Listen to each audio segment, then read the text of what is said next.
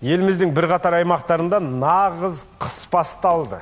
Ауа райын болжаушылар күннің бірден суытуы Каспий теңізінің оңтүстігінен келген циклонға байланысты дейді. Соның салдарынан оңтүстік Қазақстан мен Маңғыстау облыстарына басқа өңірлермен салыстырғанда биыл қар ерте түсті.